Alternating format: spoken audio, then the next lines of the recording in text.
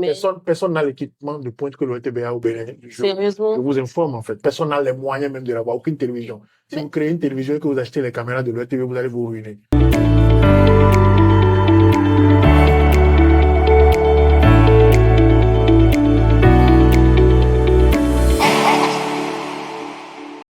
Aujourd'hui, je reçois un pro de la photographie, de tout ce qui est vidéo, cinéma. Je ne savais même pas que c'était sa carrière ou son choix de métier. Je viens de le découvrir aujourd'hui. Et aujourd'hui, on va parler de féminisme du point de vue d'un homme africain. Un homme qui encourage beaucoup les femmes à se libérer de certains jours que la culture ou les idéologies nous ont imposés. On va parler de celui qui nous propose beaucoup de lingerie. On va parler de son choix de se lancer dans ce type de commerce pour un homme. Et on va parler de son parcours afin qu'il puisse nous édifier. Aujourd'hui, je reçois notre sugar daddy préféré qui dit toujours que lui, les sugar daddy seulement de la bouche et qui nous édifie beaucoup sur les réseaux. King Nyaro. Bonjour Fofo. Je vais t'appeler Fofo parce que franchement, tout le temps, je t'appelle Fofo. Est-ce que je ressemble à un Fofo? Bonjour, comment tu vas? Ça, tu ressembles quand même un peu à Fofo. D'ailleurs, en plus, tu dis que tu es déjà pépé, donc c'est normal. Je suis pépé, mais ça ne veut pas dire que je suis forcément Fofo. En tout cas, il a refusé que je le fofotise. Donc, comment tu vas? Comment ça va? Je vais bien, Ça va je vais bien. très bien. D'accord. Merci d'avoir accepté de participer à Féminos. Tu sais que c'est surtout pour les femmes, pour édifier les femmes, mais en fait, on a décidé de temps en temps de prendre des hommes parce que je me suis rendu compte que le parcours des hommes aussi peut édifier, peut encourager, peut nous permettre en fait d'aller un peu plus loin. Donc, je te remercie vraiment d'avoir accepté spontanément de venir. Et donc, tu vas nous parler un peu de ton parcours. Je me suis rendu compte aujourd'hui que tu es directeur de la photographie, c'est ça, hein, à la télévision nationale du Bénin. Je ne savais pas. Je ne sais pas si quelqu'un savait. Moi, je ne savais pas. Donc, parle-nous un peu de ton parcours. Alors moi, je n'étais pas prédestiné forcément à ce métier. Je suis sorti de l'école avec un master en anglais, puis ce qu'on appelle des certificats de traduction, parce que quand vous voulez devenir traducteur, il faut aller faire des certificats de traduction. Donc c'est ce que j'ai fait. Bac plus 6, je reviens à Cotonou. Wow. Et tu avais fait ça où? J'ai fait ma maîtrise à Cotonou, Ok. à l'université d'Abomey Calavi, aujourd'hui, alors à l'époque, l'Université nationale du Bénin. Oui.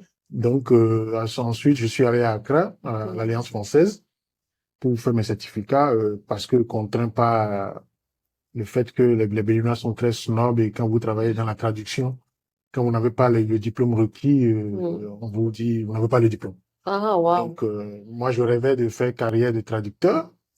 Je vais vous raconter, ça m'a rattrapé plus tard. Mais quand je suis rentré à Cotonou en 2003, je pense que je ne trouvais pas forcément du travail parce que j'avais des magazines que je traduisais, entre autres Réseau Télécom de Oswald Oueke. Oswald Oueke m'a confié ce magazine qui sortait tous les 3 mois. Ça me permettait de nourrir ma famille. Le magazine était au Bénin, puis délocalisé plus tard à Abidjan. Et en plus de ça, j'enseignais l'anglais. Ok. Voilà où j'en étais Dans une école, quoi. dans beaucoup d'écoles, surtout à Porto-Novo, où j'ai grandi, puis où je suis né. Ah, donc tu es Porto-Novien. Oui, je suis Porto-Novien. Ah, je suis avec un frère aujourd'hui. Deux Porto-Noviens sur un plateau.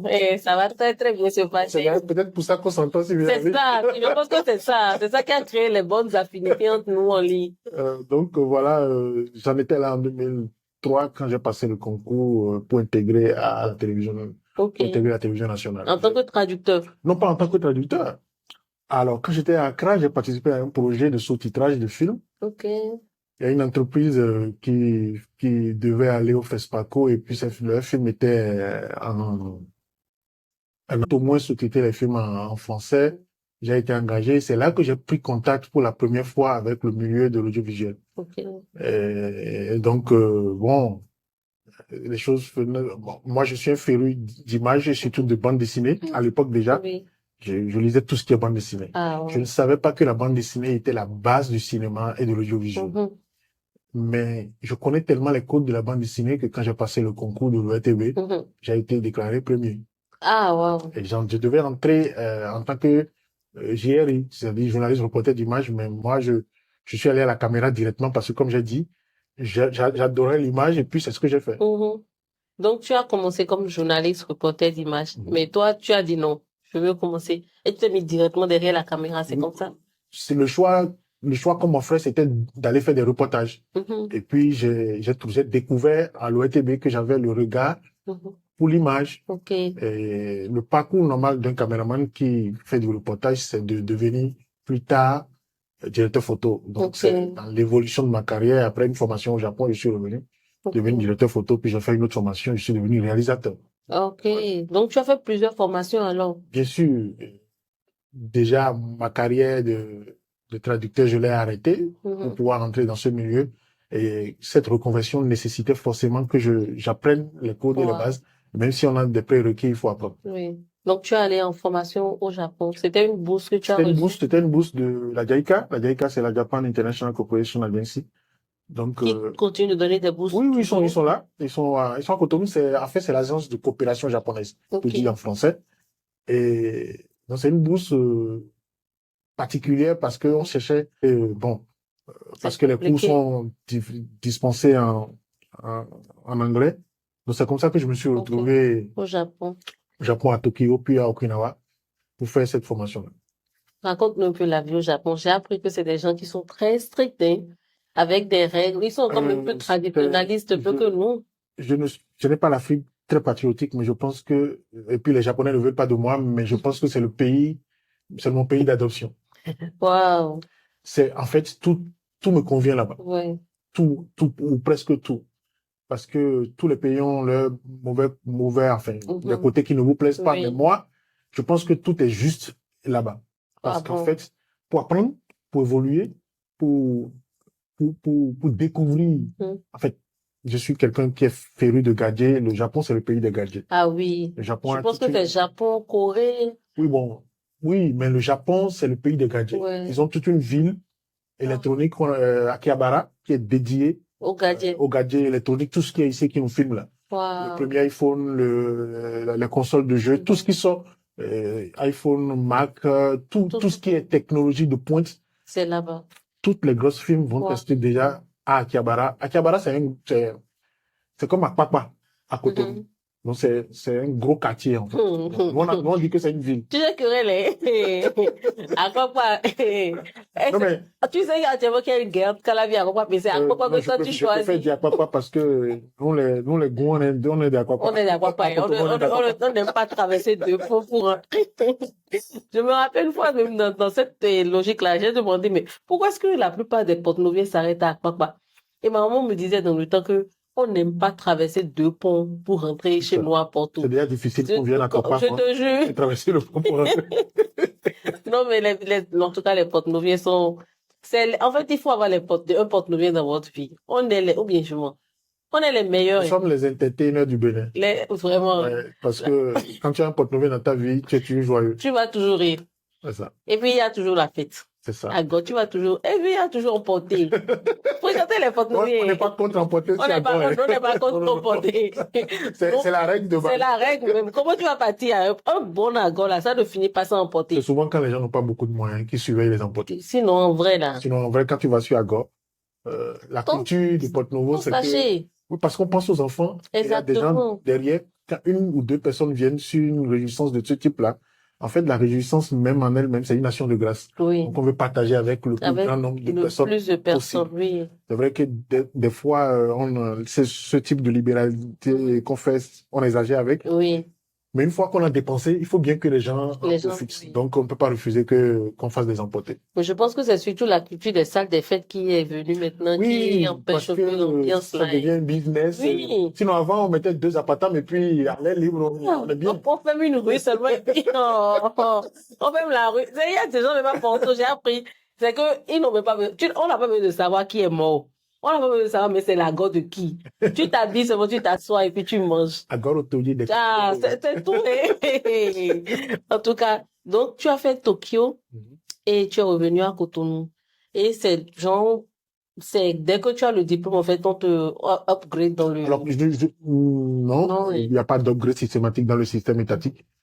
Mais bon, moi, je fais un métier. C'est vrai que je travaille pour l'État, mais c'est un métier avant tout libéral. Okay. Donc, il faut pas il faut pas se donner la même valeur que l'État te donne. Ok. Il faut reconnaître sa valeur en tant que quelqu'un qui crée. Ok. Nous sommes des créateurs. Un Mhm. directeur photo, c'est d'abord un artiste qui utilise la caméra et la lumière Mhm. pour peindre et écrire des images. Oui. Donc, je sais ce que je fais. Mhm. J'en connais la valeur, même si l'État, L'État ne en reconnaît fait, pas. l'État n'a pas besoin de créer, d'innover. Oui. C'est pour ça que tout le monde n'aime pas tellement les images de l'OTV. Oui. Parce qu'on est dans l'impératif d'informer, parce que l'administration veut informer. Mhm. L'administration n'a pas tellement envie de créer, de divertir. C'est Ok. d'ailleurs dans tous les pays francophones qui ont copié la France, c'est la même chose. La France a eu le même problème, c'est aller créer TF1. Mhm. TF1 qui fait aujourd'hui du Du divertissement. Quand divertissement. vous regardez France 2 ressemble plus ou moins dans des normes. Oui, mais France doit de belles qualités d'image. C'est pas ce qu'on a actuellement sur notre chaîne nationale. Nous avons, attention, il y a deux choses. Mhm. Quand on fait de la télévision, il y a la production de contenu Ok. et la diffusion. Mhm. Alors, c'est ça qu'on ne peut pas expliquer aux téléspectateurs Ok. communs. Il faut, quand, par exemple vous mettez votre décodeur, Mhm. Oui. si cette De conclusion, manière terre à terre, voilà, oui. terre à terre. Alors, pourquoi est-ce que on n'a pas de belles images? C'est parce que les postes téléviseurs que vous avez sont plus en avance que le système de diffusion Ok. utilisé par Ah, l'ORTBA actuellement. ok. Alors, nous en étions encore, il y a longtemps, hein, Mhm. pas maintenant, hein. Il y a 3 ans ou 4 ans, on en était encore à la diffusion qu'on appelle Étienne, Thérèse. Ok. C'est quelque chose, ce sont On des fréquences utilisait Étienne. ok, On les les utilisait antennes dans là. l'ancien temps. Voilà. Et donc, on est en train de se battre, quand on parle de TNT, Mhm. on est en train de se battre, en fait, pour que les images numériques que nous recevons sur nos téléphones, qu'il y a Mhm. partout, tout ce qui est à l'ORTBA moderne, Ok. plus ou moins. En fait, pour produire le contenu, tout c'est moderne. Mais, Personne n'a l'équipement de pointe que l'ORTBA au Bénin. Je sérieusement, vous informe, en fait. Personne n'a les moyens même de l'avoir. Aucune télévision. Si mais, vous créez une télévision et que vous achetez les caméras de l'ORTB, vous allez vous ruiner. oh, Je donne l'exemple d'une télévision, suivez mon regard. Donc, vous ne pouvez pas.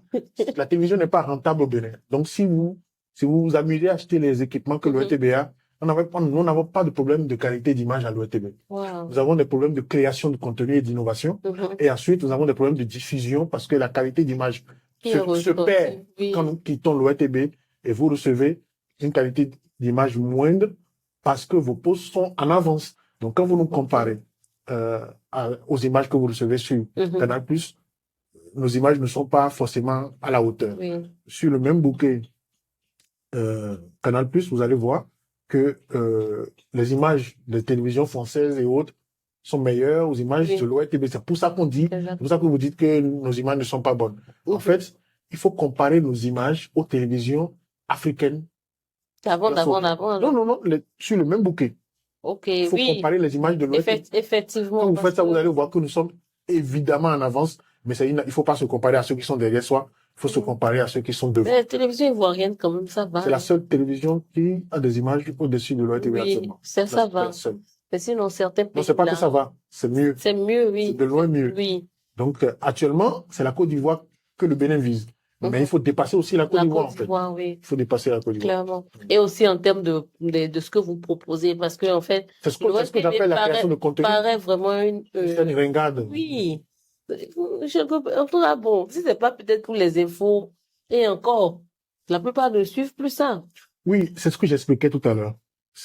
L'ORTB en fait, bon, on ne dit plus ORTB aujourd'hui, on parle de la SRTB. La SRTB est une télévision créée par l'administration béninoise. Mhm. Avec les contraintes de l'administration béninoise, c'est-à-dire que l'administration crée une télévision pour résoudre ses problèmes. C'est ça. C'est comme les écoles nationales Mhm. à l'époque. Mhm. INE, ENA, ces écoles ont été créées pour former des cadres fonctionnaires. pour servir, pas des fonctionnaires forcément, des cadres pour servir l'administration béninoise. Donc, Ok. ce sont les besoins de l'administration Mhm. qu'on a voulu régler en formant un type de professionnel qui va servir l'administration béninoise. Quand les choses ont évolué, vous avez vu, on a changé les noms, ça ne s'appelle plus INE. Non. Voilà, ainsi de suite. Oui. C'est ce qui arrive à la télévision béninoise actuellement, Ok. et on est passé de ORTB à SRTB. Mais ça Donc, appartient toujours à l'État. Ou bien on permet maintenant pour le moment, ça appartient à l'État, mais c'est une société, ça veut dire que ça pourra juridiquement, s'ouvrir. ça peut s'ouvrir. Pour le moment, ça appartient toujours à l'État. Ok. Donc, normalement, les choses sont appelé un peu à s'améliorer en termes de Mais les choses qualité s'améliorent de déjà. contenu. Les choses s'améliorent déjà pour toutes les personnes qui suivent le journal du 20h et les autres éditions du journal sur la télévision nationale, qu'on appelle aujourd'hui BTV. Pendant des années, la télévision nationale n'a pas eu un nom. Et Le nom de la télévision, ORTB. ORTB, c'est le nom de l'office. C'est le nom de l'entreprise. Ok, Donc, vous donc voyez que les BTV, choses maintenant c'est Bénin Bénin TV. TV. Donc, quand vous Ok. captez BTV, vous allez voir que les choses ont énormément changé. Nous avons une nouvelle directrice très dynamique. Et vous avez les plateaux aussi qui changé parce que, parlons des plateaux Tous les télé. plateaux sont en construction actuellement. Ah, C'est wow. pourquoi je vous dis que les choses changent. Peut-être pas au rythme que vous souhaitez, Oui. mais les choses changent. Les plateaux sont en construction, les émissions se font plus seulement à l'ORTV, mais un peu partout sur Beaucoup de tous les choses. meilleurs plateaux de la sous-région. Ah, wow. Bon, en tout cas, il y a une chose qui est bien avec l'ORTB ou bien SRTB, c'est que ils permettent les lives maintenant sur Facebook. Et on a les informations. On n'a plus besoin de forcément chercher sa télé. On a les informations en live. Et puis, ça reste quand même l'une des premières chaînes pour suivre le défilé. Donc, tout le 1er août, je pense que c'est là où vous avez le plus de Le plus d'audience, trafic. Ou bien, le je premier pense août, que c'est aussi là, bien quand il y a un match national un match national. retransmis par l'ORTV, de plus en plus c'est difficile. Mhm. Euh, Et à cause des droits, je à cause pense. des droits de diffusion, parce que c'est un gros business. Mhm. Et bon, comme je disais, on le disait tout à l'heure en off, il faut voir les opportunités de Mhm. publicité, Oui, le marché publicitaire sur la place. Dans les autres pays, ce sont les privés qui finance ça. qui financent, et avec l'aide de l'État, bien sûr, mais l'État seul ne peut pas. À l'époque, c'est l'État qui faisait quand l'ORTB diffusait les matchs, aussi bien la Coupe du Monde que la CAN. Mais Ah, aujourd'hui, l'État ne peut plus continuer s'il n'y a pas de la publicité, c'est-à-dire qu'il n'y a pas de la rentabilité sur ce type de contrat-là, exactement. parce que ça coûte énormément Énormément. cher. Mais je sais que les auditeurs ont besoin, enfin les téléspectateurs ont besoin de suivre les Ouais. matchs de l'équipe nationale et on va dire que c'est de la souveraineté. Mhm. Je ne suis pas décideur, donc On verra. il faut connaître le coût de la souveraineté en fait. Donc Ouais. c'est cette question-là que chaque téléspectateur doit se Doit se poser. Que poser. coûte la souveraineté? Est-ce que Le plus qu'est-ce qui important, est oui. prioritaire? Ouais. Donc j'imagine, hein, je ne fais pas de la politique. Je ne sais pas comment les gens comment ça fonctionne, Ah, mais ça, j'imagine que il va falloir choisir. Mais je pense que les gens ont droit quand même de suivre les matchs aussi, oui. et Et parce que ça comme aide suivre le aussi à défilé. la cohésion. Mais Ça bien aide à sûr, la solidarité, à la le cohésion. travail de la télévision, c'est de fournir du divertissement Oui. comme de l'éducation et de l'information. C'est ces trois volets-là. Et sur le plan de l'éducation, du divertissement, le sport est un divertissement incontournable. Oui. Le sport et surtout le foot. Ah oui, parce que je me rappelle quand le Bénin est parti en quart de finale, non? Oui, à la CAN. Oh, Seigneur. C'était la... Moi, mais je me rappelle ce jour-là, j'ai pris ma voiture, je suis sortie. Mais le monde qu'il y avait au stade, non, mais en fait, et puis j'avais la chair de poule parce que il y avait cet instinct patriotique où tu avais cette fierté d'appartenir à eux. Oh, non, c'était merveilleux. Il faut que le Bénin avance pour la prochaine CAN. Il faut que le Bénin aille loin parce que ça nous aide. En tout cas, ça nous fait du bien. Je pense que ils sont qualifiés. Bien sûr, on est Ah qualifié. oui, gloire à Dieu. Bon. Enfin, Franchement, en plus, on a changé de nom, donc normalement, on doit être plus rapide qu'un écureuil, donc on espère. Donc, tu es directeur photo, mais je pense pas que tu te cantonnes seulement à la télévision nationale. Est-ce que tu exprimes ça de manière plus libérale, c'est-à-dire tu as des contrats, et ah comment oui, ça se passe bien sûr. et tout ça? Euh, je travaille en dehors de la télévision nationale parce qu'un directeur photo, il ne travaille pas qu'à la télévision. Ok, Il travaille surtout au cinéma. ok. Au cinéma au Au Bénin, cinéma, est-ce que l'industrie du cinéma au Bénin est bien bien sûr, développée? il y a une industrie du cinéma au Bénin. Bien développée, je dirais non. Oh, Mais c'est une industrie qui existe avec des gens qui s'en nourrissent. mhm, Seulement, le véritable problème de l'industrie au Bénin, le problème que je vais indexer tout de suite, c'est le manque de salles. ok, La plupart des Béninois estiment que ça n'existe pas parce qu'ils voient très peu de films béninois. oui. Ouais. Bon. Moi, je tourne des films. Je tourne pour d'autres personnes, comme j'en tourne moi-même en Donc, tant tu que es un réalisateur. réalisateur, Voilà. Donc, producteur. moi, le seul film que j'ai produit ces 3, 4 dernières années a été projeté seulement en France, Ok. lors du rapatriement des biens Mhm. Malgré culturels. les biens qu'ils avaient retournés là. Voilà. Ok. Donc, mon film a été projeté au Quai Branly, au musée du Quai Branly. dans le cadre de la semaine où ces œuvres-là devaient rentrer. Ça s'appelle La Septième Thérapie, c'est un court-métrage. Wow. Mais ça veut dire que moi, en tant que réalisateur, personne ne me connaît au Bénin. Parce qu'il faut dire la vérité, les Béninois ne connaissent pas mes films. Parce que nous n'avons pas de salle. On n'a nulle part où projeter les films. On a Canal Olympia qui est là. Attention. Ah, okay. Canal Olympia, c'est une initiative privée. Et c'est la seule que nous avons aujourd'hui. Oui. Mais c'est une initiative privée à droit de tout. Et quand je disais que l'industrie existe, aujourd'hui, je dois dire que la filière de production existe. Parce que l'industrie n'existe pas. L'industrie est une somme de filières. La production existe. C'est-à-dire que nous, les techniciens, nous pouvons produire des contenus cinématographiques, du documentaire jusqu'à la fiction. Mais en fait, nous n'avons pas l'industrie en elle-même. L'industrie, c'est-à-dire tous les pans qu'il faut pour utiliser le produit, depuis la création jusqu'à la distribution. Et les salles font partie de la distribution. Quand vous créez un produit que vous n'avez pas de marché... Donc, ça veut dire que le Nigeria, par exemple, a tout ça, en fait. Le Nigeria a tout ça. Le Nigeria a créé le marché avant de commencer à créer le contenu. C'est comme ça que Nollywood est né. C'est-à-dire que le marché existait. Quelqu'un a découvert que les gens achetaient les VCD. Non, les VCD à l'époque, ces cassettes qu'on mettait dans les magnétoscopes et qu'on lisait. Et ce producteur-là était dans un marché.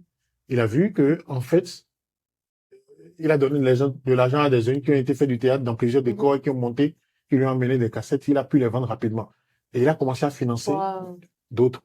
Ça veut dire que là où c'est un marchand qui a commencé, ça veut dire que c'est le marché qui a déterminé le produit. Exactement. Ici, nous n'avons pas un marché. Pourquoi nous n'avons pas un marché? Notre télévision n'avait pas, actuellement ça a changé, n'avait pas l'habitude de projeter les films béninois. Deuxièmement, on n'en produisait pas non plus en quantité. Ensuite, nous avions des salles qui diffusaient des films, on les a fermées pour en faire des églises. Non. Non, c'est vrai. Non, moi, je ne dis jamais rien sans avoir des preuves. Hein. Est-ce qu'on les a fait pour en faire des églises ou c'est parce que ça ne produisait plus bien? En tout cas, bref. On peut pas fermer une maison de culture et y mettre de la religion. Est-ce qu'ils ont mis la religion bien les gens loués? Oui, mais les gens louent. Oui. Quand ils louent, ils font des cultes à l'intérieur. C'est une doctrine. Si c'est une église qui a loué, la doctrine, c'est l'enfermement de la conscience. C'est l'enfermement de l'esprit. On peut pas quitter l'ouverture d'esprit pour aller enfermer les gens. Et en fait, c'est symbolique de prendre une salle de cinéma et de faire un culte religieux dedans. C'est terrible. Une salle de cinéma, les bibliothèques comme les salles de cinéma, ça dénote du niveau de culture du pays. C'est comme si vous me dites qu'on va fermer une bibliothèque et y mettre un lieu de culte. C'est terrible, on peut pas faire ça. Mais c'est-à-dire que ça n'était pas rentable. Parce que moi, je me rappelle quand j'étais petite, c'était là qu'on projetait les films. Les Ciné Concorde, Ciné Vaud. Oui, à l'époque, c'était rentable parce que c'était géré par des particuliers qui savaient où trouver le film et le film rencontre son public. Mais il faut reconnaître que il se faisait de l'argent parce que nous regardons les productions d'ailleurs. Oui. Voilà. La seule salle qui est l'œuvre pratiquement avec. Mais ça, c'est toujours là. Mais c'est toujours là aujourd'hui. Le bâtiment est toujours là. Oui. Donc, cette salle a été construite avec la diffusion à l'international d'un film béninois, Eonu, qui a été réalisé par notre doyen, Okio. Donc, à part ça, l'État a confié les autres salles à des gérants qui ont géré. Je ne sais pas comment ça s'est passé. La seule salle privée à l'époque, c'était au Kouéoloa, mais ça c'est venu aussi après. Les salles ont toujours été rentables, en fait. C'est juste que, pendant que les salles étaient là, on n'a pas boosté la production locale pour habituer le Béninois à voir ses propres contenus. C'est surtout ça. Sinon, il y a des gens moi, je suis de la génération qui allait au cinéma. Je suis né avec le ciné reste à Cocoyer, à Porto-Novo. C'était des films. Le premier film que j'ai vu au coup primaire, c'est Le Bossu. C'est un film, quand je regarde ça aujourd'hui, je ne sais pas ce que j'ai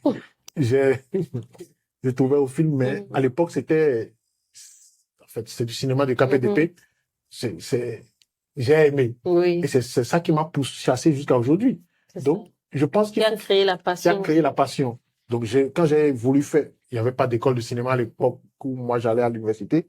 je suis allé faire d'autres choses. Donc, quand finalement j'ai découvert mon chemin, j'ai compris que ça se préparait depuis longtemps. Oui. Voilà. Donc, le problème du marché du cinéma au Bénin, c'est-à-dire qu'en fait, c'est juste que tout ce qu'il faut pour que ça marche n'est pas réuni. Mais est-ce que même il y a la promotion? Parce que, après tout, si les salles ne projettent pas, bon, on n'a même pas beaucoup de salles, on n'a qu'une seule salle actuellement au Bénin. Mais même si cette salle-là ne projette pas, est-ce que la promotion est faite de telle manière à ce que les gens même sachent qu'il y a des films au Bénin? Oui, c'est ce que je dis. C'est Quand ça. tous les maillons de la chaîne ne sont pas Oui. réunis. L'industrie est faite de différentes filières. Mhm. Vous êtes scénariste, vous avez votre scénario dans votre poche. Mhm. Il faut qu'un producteur l'achète.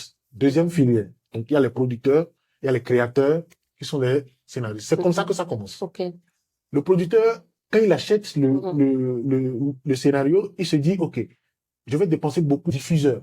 Donc, Mhm. si ce film, déjà avant de démarrer, il a accord de diffusion de la SRTB, accord de diffusion de la RTI, Mhm. qui lui promettent que je vais acheter ce film, les droits de cession, Oui. les droits sont cédés souvent sur 2 ans et de Ok. façon territoriale. Donc, il a des contrats avec ces gens. Et puis, aller vers une banque pour dire, OK, j'ai des Avancez-moi préachats. l'argent. Avancez-moi Voilà. l'argent pour tourner mon film.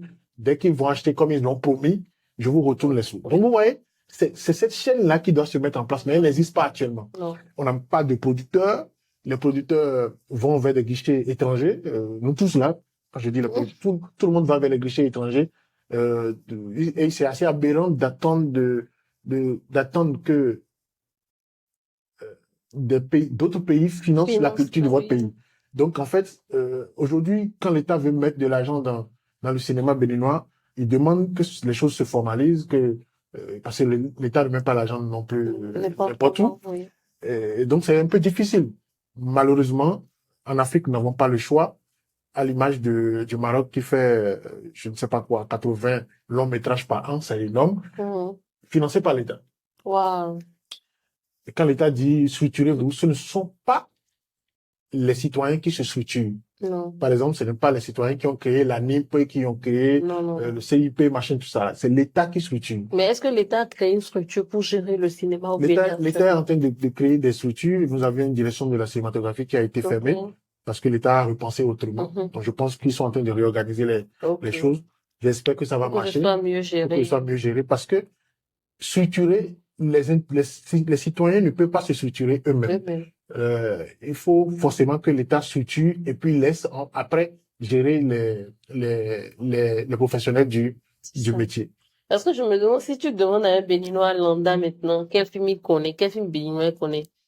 À part, peut-être, Yati. Est-ce que les Béninois me connaissent? C'est ça, en fait, on n'a pas, Yatin, je pense. c'est Yati, ça s'appelle, Yatin, oui. moi, mais en fait, j'ai même jamais suivi le film.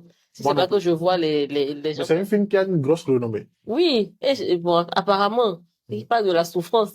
Mais Mais je ne sais pas de quoi ça parle. voilà, mais qui est une très grosse renommée. Je pense que c'est peut-être le seul film que vraiment les Béninois connaissent. Sinon, ce seront peut-être les Non, courts-métrages je des pense que comédiens ça, c'est le seul film que les jeunes de maintenant de maintenant connaissent. connaissent, en Ah, fait. Sinon, les Béninois connaissent beaucoup de films ok, Béninois. béninois. À part Ma- les trucs de sketch, Non, je ne parle pas de sketch, je parle de films. de films, de Je vrais parle de films. films.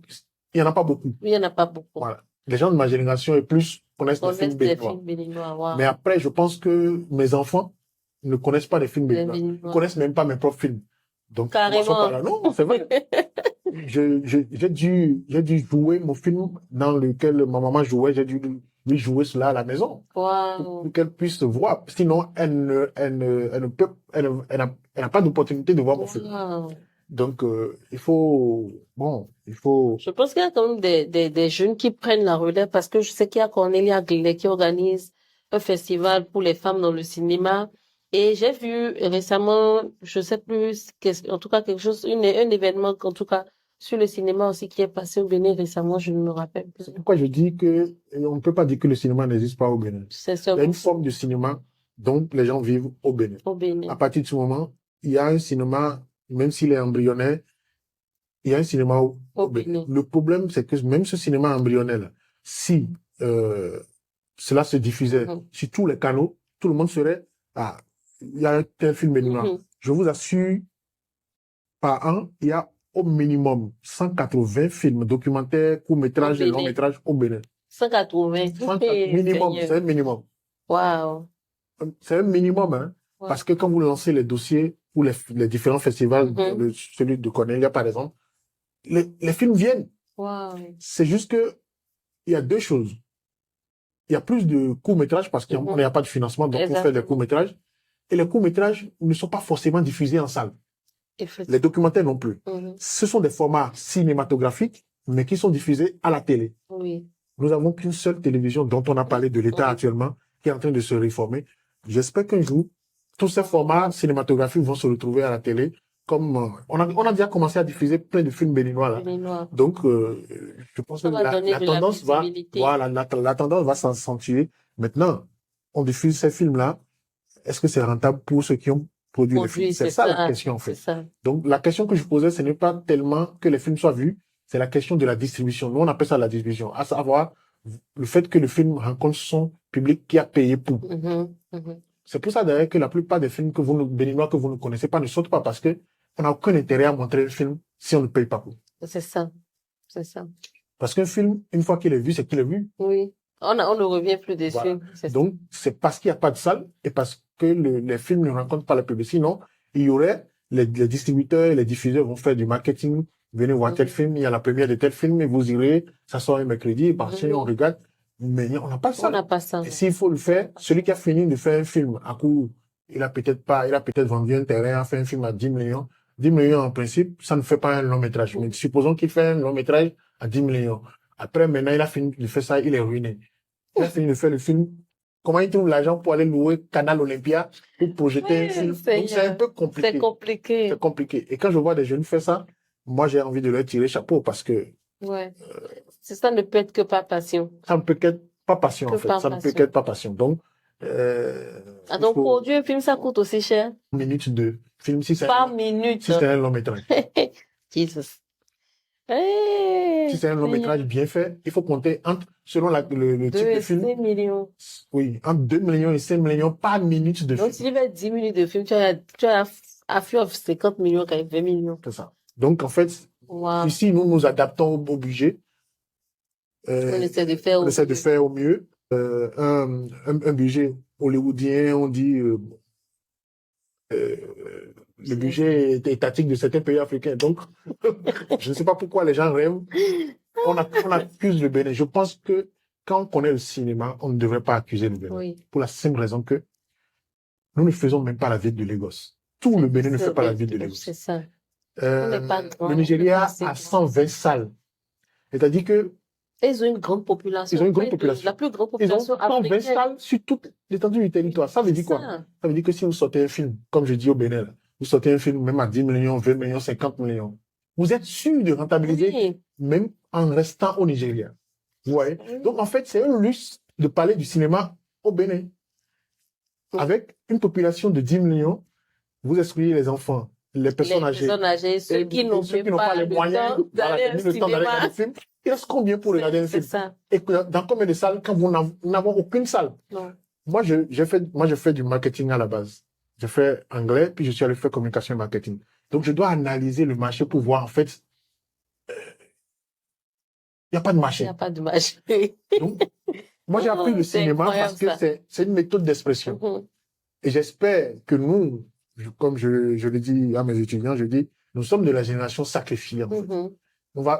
J'espère que nous allons servir à créer un cinéma plus assis, plus réglementé, plus dans les normes.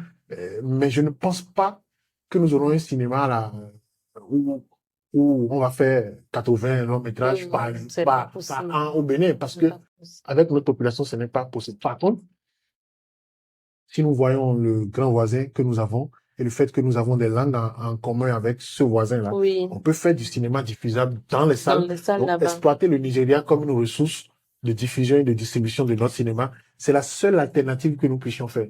Faire du cinéma pour la sous-région et non pour le Bénin. Voilà. Et c'est d'ailleurs pour ça que, actuellement, tous les scénarios, je participe à beaucoup de résidences pour écrire des séries.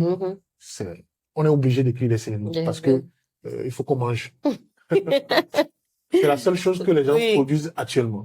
Ils produisent des séries, les télévisions achètent. Et puis, il y a une série qui a bien marché, apparemment, sur Canal, je Oui. pense, qui a bien marché. Donc, c'est les séries que nous écrivons. Et quand nous écrivons les séries aujourd'hui,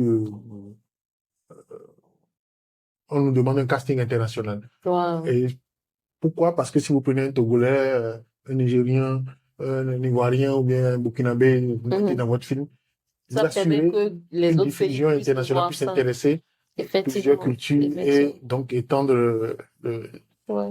la diffusion de ce film-là. Voilà. Ouais, je pense que c'est une bonne alternative quand même à cela. Maintenant, comment est venue l'idée de créer les mondes d'Adi? Parce que quand même, tu es assez occupé Je avec, suis très occupé. Alors, oui. vraiment, c'est vrai, c'est vrai. Je suis assez occupé. J'ai fait sur, je pense, 17 ans, 20 ans, 17 ans, Mm. plusieurs tentatives de business Ok. avec des fortunes plus ou diverses. Parle-nous un Disons- peu de ça. Parce qu'en fait, Donc, j'ai investi les dans gens nous plusieurs choses. mentent trop sur l'entrepreneuriat, Non, quoi. non, Les gens non, pensent que genre, tu as l'idée et puis la non, lumière non, s'allume et puis ça non, non, donne. non. Depuis que avant même de faire de la communication et du Mhm. marketing, je faisais déjà du business. Mhm. Le premier business que j'ai fait, justement, c'est la vente de lingerie. Ok. C'est-à-dire que quand j'ai pris mon secours universitaire, je Mhm. pense, mon épouse et moi, on est allé elle n'était pas encore mon épouse à l'époque, Mhm. on est allé à Sigam et à Lomé, Mhm. puis on a commencé à acheter, parce qu'elle m'a dit, il faut qu'on vende ça. Moi, en fait, c'est moi qui lui racontais que j'ai plus de copines que de copains. Oui. Il y a trop de filles qui m'entouraient et pour moi, mon cerveau rationnel a analysé que il faut exploiter le besoin de ceux qui sont autour de toi. Oui. Donc, je me dis, pourquoi je traîne avec ces personnes-là? Et puis j'ai réfléchi à qu'est-ce que je peux leur vendre, que moi-même j'aime. Mhm. Parce qu'en fait, il faut pas vendre ce qu'on n'aime pas. C'est ça. Moi, je me suis dit, j'aime bien la lingerie Mhm. féminine.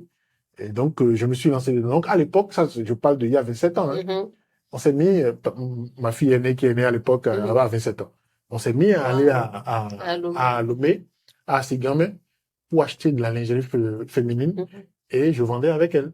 Donc, Wow. c'est comme ça qu'on a élevé ma fille. C'est comme ça qu'on a commencé à élever ma fille. Ah, ça, et donc ça rapportait Ça bien. rapportait énormément. Eh! À l'époque.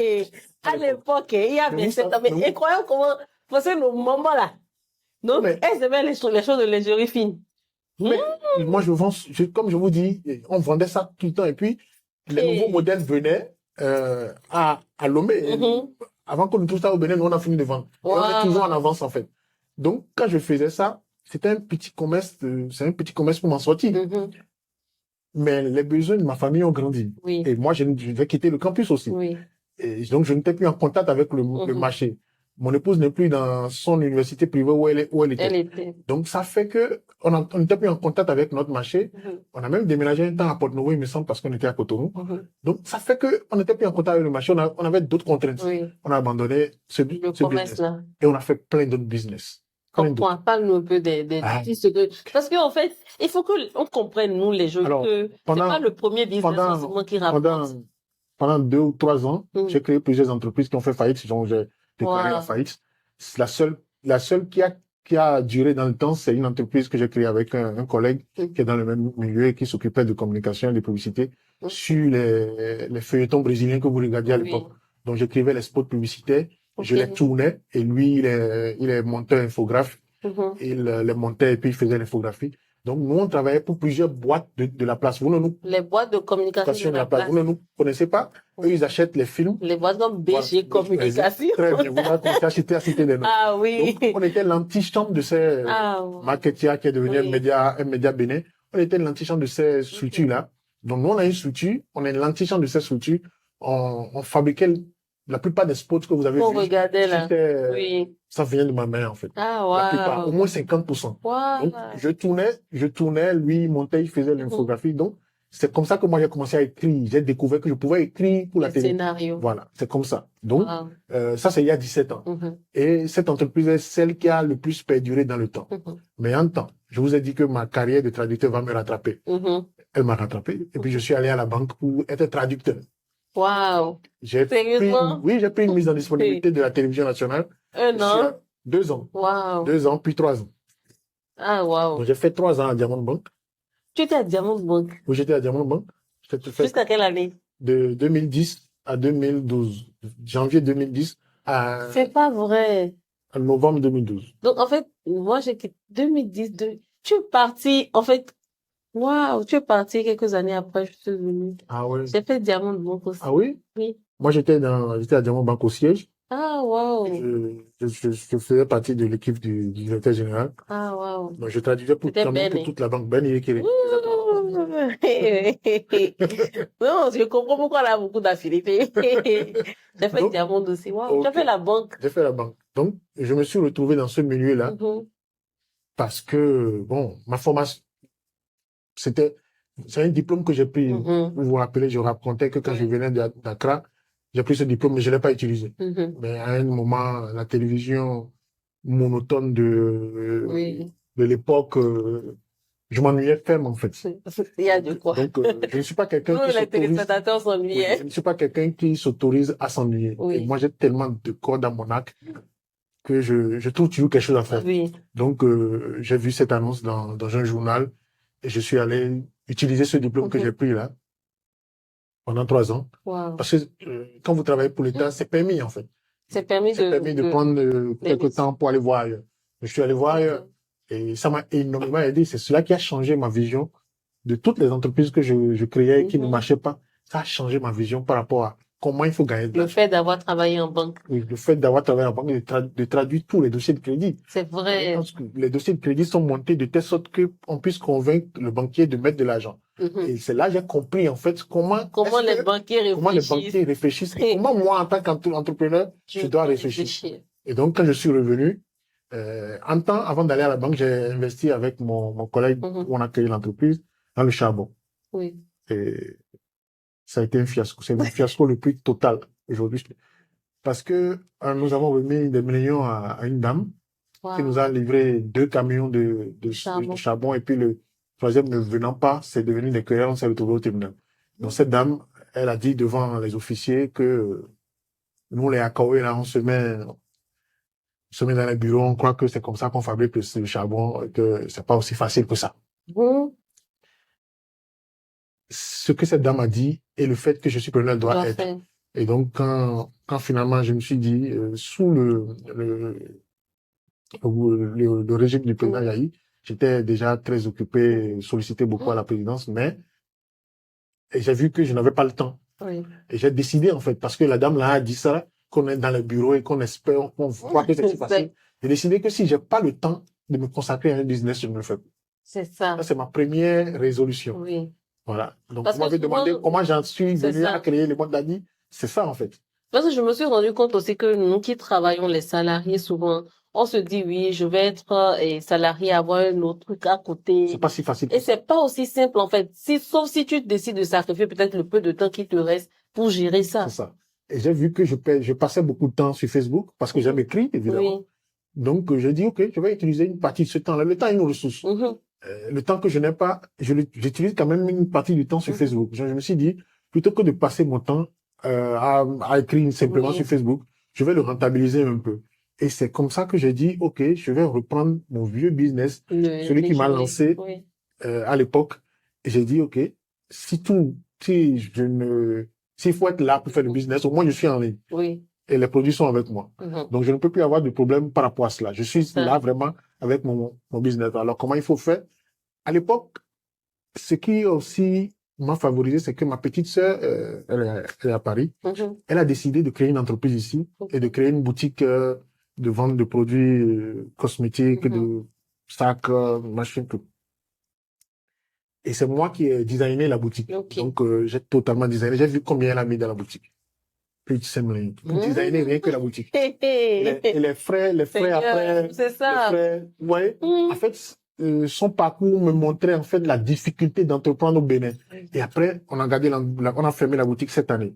Ah. Oui, parce que entre l'État qui vous met Martel dessus, les propriétaires, le personnel qu'il faut payer, la SDE, l'électricité et les clients qui ne viennent toujours pas. Alors, parce que quand vous importez des produits qui n'existent pas au Bénin et que vous payez la douane, vous payez beaucoup de choses, ces produits prennent de la valeur. Ça revient plus cher. Ça revient plus cher. Donc, ça ne marchait pas. Elle m'a servi d'expérience. Et puisque j'ai vu combien elle a mis dedans, j'ai dit, OK, est-ce que j'ai ce montant-là? Non. Non, la question, c'est Est-ce que je c'est suis non. content? Mais c'est ça, même à Maintenant, gaspiller, c'est comme non, gaspillage. oui, après avoir, si je dis, même si c'était oui, s'il y avait le montant, après je fais quoi? C'est ça. Donc, je me suis débrouillé pour avoir plus que ce montant, Hmm. mais moi, j'ai décidé de ne pas De ouvrir pas de ouvrir boutique. de boutique. Non, je vais Je pas. me demande toujours, hein, comment les gens font, en fait. Comment ils font au Bénin avec les boutiques, quoi. Surtout quand on connaît le prix des loyers des boutiques que les propriétaires mettent. En fait, Mais c'est j'écoute incroyable. beaucoup de jeunes et je les vois aussi faire, Mhm. s'installer, monter leur boutique, filmer, monter sur. Je ne, enfin, moi, ça ne me phase pas, ça ne m'influence pas Oui. parce que, comme je vous ai dit, j'ai déjà fait tout ça. Tout ça, oui. Notre entreprise de communication, on l'a géré pendant 7 ans. Moi, je suis fier de ça. Mhm. Auparavant, je voyais cela comme un échec, Mhm. puisqu'on a dû fermer. Quand je suis allé à Diamant Bank, Oui. évidemment, il manquait un bras à l'entreprise. Oui. Donc, on a dû fermer. Mais aujourd'hui, quand je regarde le parcours, toutes ces choses que j'ai faites Oui. me font. C'est-à-dire que mes réflexions sont plus calmes et je suis plus posé. Quand je vois les jeunes faire des formations en entrepreneuriat aujourd'hui, nous, on n'a pas eu cette chance-là. C'est vrai. Il y avait pas la vogue de tu dois entreprendre. Facebook n'existait pas. Il y avait rien. Il y avait rien. Donc, nous, on savait simplement qu'il fallait qu'on trouve de l'argent pour C'est ça. survivre. C'est tout. Et en fait, c'est ça qui faisait travailler Voilà, les Bénins. donc, on a appris en faisant. Oui. Et moi, toutes ces choses que j'ai faites auparavant, aujourd'hui, m'ont forgé. Mhm. Et donc, quand je vois un jeune de 25 ans enseigner le principe, lu dans un livre C'est sur drôle. l'entreprise, C'est drôle. je me dis oui, c'est bien de le lire, mais encore, Il faut pratiquer moi, je d'abord. suis un chat échaudé. Oui. Et donc, je reçois les choses différemment. Mhm. C'est un peu ça. Mais bon, je ne pense pas qu'une jeune entreprise qui se lance, qui n'a pas encore fait 3 ans, pour pouvoir faire un tableau d'exploitation sur au moins 5 ans, doit louer un local et payer 80 000 francs le mois. Moi, je demande souvent aux gens, avant de démarrer, est-ce que vous avez fait un plan d'affaires? Si vous n'avez pas fait le plan d'affaires, c'est possible de ne pas faire un plan d'affaires, mais est-ce que vous avez au moins un tableau d'exploitation? Parce que vous pouvez faire un tableau d'exploitation sur 5 ans. Oui. Le minimum, c'est 10 ans. Mais disons, on est dans notre contexte d'incertitude là. Mhm. Sur 5 ans, on doit étaler pour voir toutes les dépenses et les charges, les recettes qu'on voit, pour voir si c'est viable. Donc, c'est ce que moi j'ai fait finalement. J'ai fait un tableau d'exploitation Wow. et j'ai vu que... Donc, c'est même pas genre, tu as réfléchi, tu t'es dit, je me lance dans la lingerie. Non. Tu as écrit, en fait, ton J'ai projet. écrit mon projet. Je me suis posé la question, quel est le projet? Quelle est l'idée? Parce que j'ai eu plusieurs idées, essayé plusieurs idées, j'en suis toujours au point zéro. Donc, j'ai dit, OK. Ce truc que j'avais fait il y a 10 ans et que j'ai abandonné, ça m'a rapporté beaucoup d'argent. Comment est-ce que je le reprends aujourd'hui? À l'époque, j'avais une Max 50 et je me promenais de maison en maison, mon sac entre les cuisses. Donc, je dis, je ne peux plus faire ça. Ouais. Je ne vais pas ouvrir une boutique, mais je ne peux plus. Je n'ai pas de maths aujourd'hui. J'ai une voiture. Enfin, je n'avais pas de voiture à l'époque. Quand je voulais créer des boutiques. Il n'y avait pas encore de voiture. Il n'y avait pas de voiture. C'est là où tu vas comprendre le business. Je n'avais pas de voiture.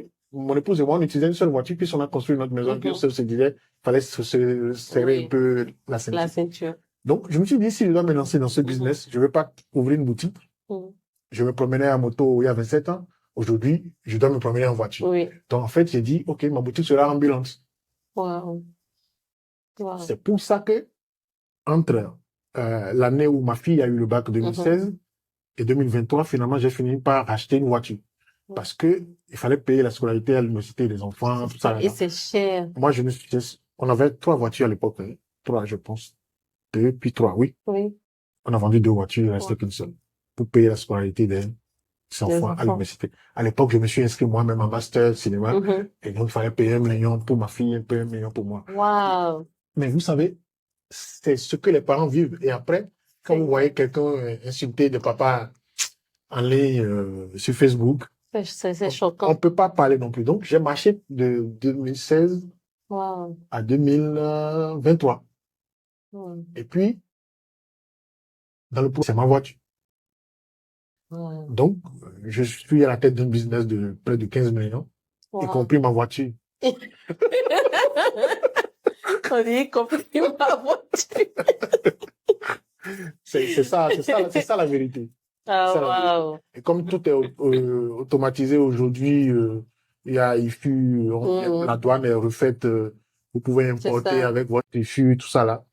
C'est plus simple. C'est plus simple. C'est un peu plus simple. seulement que vous ne payez pas de loyer, vous ne payez pas de charges patronales parce que vous n'avez pas Ça. d'employé. Je Oui. suis mon seul employé en plus de mon épouse qui est ma comptable. C'est la comptable de formation. Ah, c'est bien d'épouser une comptable, hein. Ah, c'est très bien. On sent les états financiers plus facilement. Donc, en fait, c'est ça. C'est Ouais. essentiellement ça. J'ai regardé autour de moi ce qui n'a pas marché.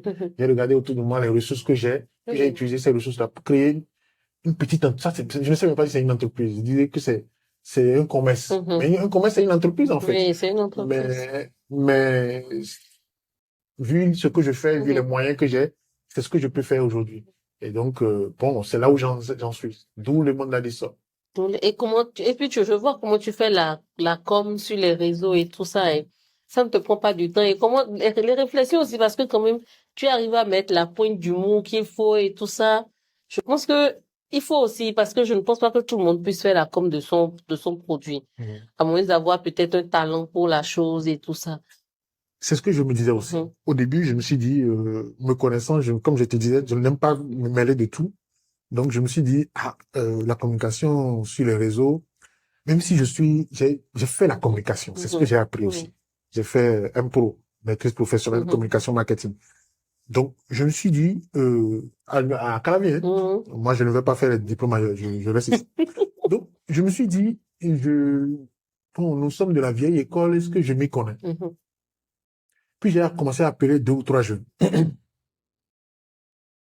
J'ai remarqué 2 choses. Ce sont des gens qui maîtrisent l'outil, enfin, plus ou moins. Mais ils ne maîtrisent pas la communication. La communication. Ça, c'est les 2 choses que j'ai remarquées. Ensuite, dans l'analyse des personnalités que moi j'ai reçues, je me suis dit, on ne peut pas devenir communicateur parce qu'on a découvert 2 ou 3 bidouilles en ligne.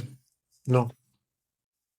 Vous devez avoir une fibre de communicateur. Et ça, on n'apprend pas ça à l'école, justement. Non. Je pense que ça doit être un peu inné. Ça doit être inné, ça doit être soit dans l'expression orale ou dans l'écriture. Oui. Moi, je suis communicateur, je suis scénariste. Donc, quand les gens viennent me voir, je vois qu'ils n'ont pas un bagage derrière la connaissance technique. Ils ont de la connaissance technique, Facebook, TikTok, machin, truc. Ils savent manipuler leur téléphone en quelque sorte.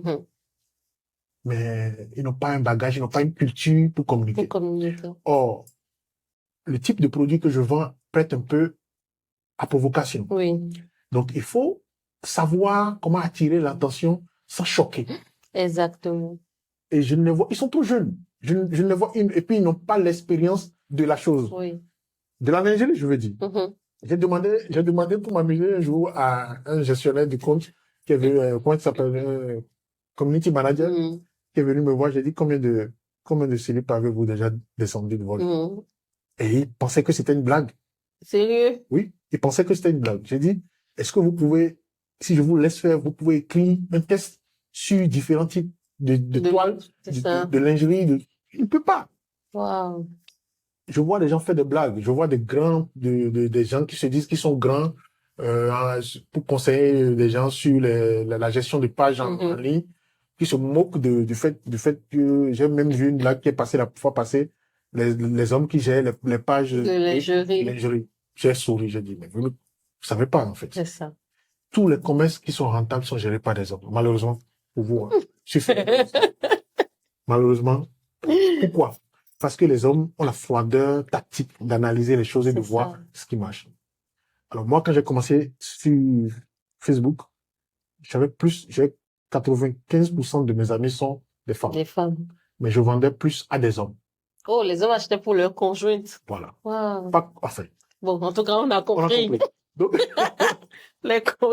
toutes les conjointes. Donc, c'est ça, en fait. Je me suis retrouvé dans quelque chose, je me suis dit, mais pourquoi ça marche comme ça? Ça marche comme ça parce qu'en fait, si vous n'analysez pas bien, vous allez croire, en fait, que je vends un produit féminin. Oui.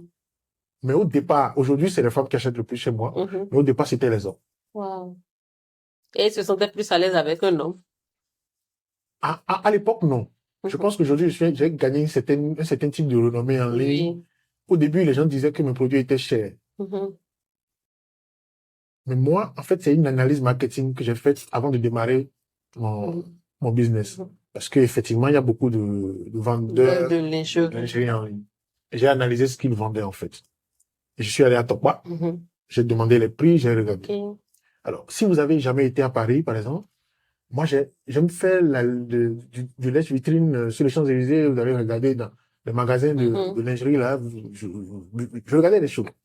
Je voyais les prix après, page, Oui. pour voir un peu ce que coûte la lingerie Oui. pour les autres. Parce que nous, les Africains, nous sommes tellement réducteurs que nous aimons acheter Moins cher. très moins cher. Moins cher. Mais le moins cher n'est même pas produit dans notre pays. Il faut faire attention. Oui. Ça veut dire que c'est les mêmes personnes qui produisent le haut de gamme qui produisent le moins cher parce qu'ils savent que nous allons sauter sur le moins cher. Alors moi, je voudrais vendre la lingerie. Je dis, je ne vais pas faire comme les autres. Je vais vendre, je vais élever un peu le niveau et acheter des choses qui sortent de l'ordinaire.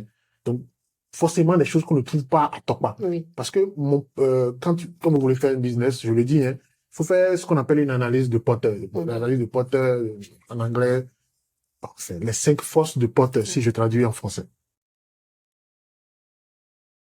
Et quand on fait ce type d'analyse, il faut voir l'entrée sur ce marché-là. Et ma concurrence, c'est Tokpa. Oui. En priorité, oui. Ma concurrence n'était pas forcément les gens qui étaient en ligne que moi, parce que j'ai estimé, j'ai analysé le business, j'ai dit qu'ils n'avaient pas les moyens d'acheter ce que j'achète. Oui. Parce qu'en fait, pour acheter du haut de gamme et du moyen de gamme, il faut avoir de l'argent financier. Moi, j'ai fait un prêt. La plupart des jeunes filles qui sont en ligne se débrouillent, en fait. Exactement. Sinon, qu'elles vont prendre chez d'autres personnes. En gros, elles vont revendre. Mais moi, je suis le propriétaire de mon business. J'ai investi des millions dedans. Donc, je peux me permettre d'acheter un type de vêtements. Et c'est parce que quand j'ai commencé, au début, c'était difficile. Parce que je suis en ligne, il y a plus de jeunes en ligne que de personnes ayant les moyens financiers. Exact. Et ces personnes, ce sont ces personnes-là que moi, je vise. En fait, quand vous faites de la publicité sur Facebook, ou bien, enfin, quand vous publiez quelque chose, vous pouvez voir les personnes qui ont vu et leur âge. Oui, les personnes atteintes, oui. Voilà.